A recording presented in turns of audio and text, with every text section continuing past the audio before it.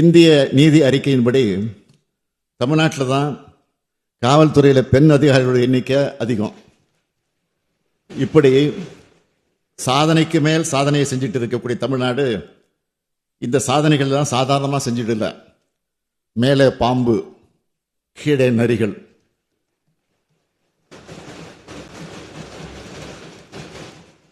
மேலே பாம்பு, கீழே நரிகள்.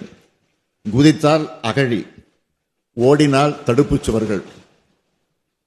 இதுக்கெல்லாம் இடையில மாட்டிக்கிட்ட மனிதனை போல ஒரு பக்கம் ஒன்றிய அரசு, மறுபக்கம் ஆளுநர், இன்னொரு பக்கம் நிதி நெருக்கடின்னு தடைகளை கடந்து செய்யப்பட்ட சாதனை இது.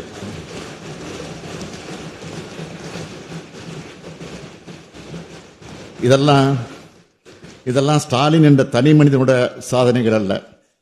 என்னோட அமைச்சரவை அதிகாரிகள் அவருடைய கூட்டு உழைப்புக்கு கிடைச்ச பலன்.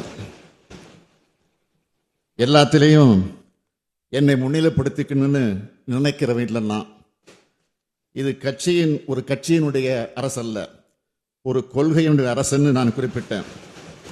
அப்படித்தான் செயல்பட்டு வரோம். இதுவரை இருந்த அரசுகளை காமராஜர் அரசு, அண்ணா அரசு, கலைஞர் அரசு, எம்ஜிஆர் அரசுன்னு சொல்றது வழக்கம்.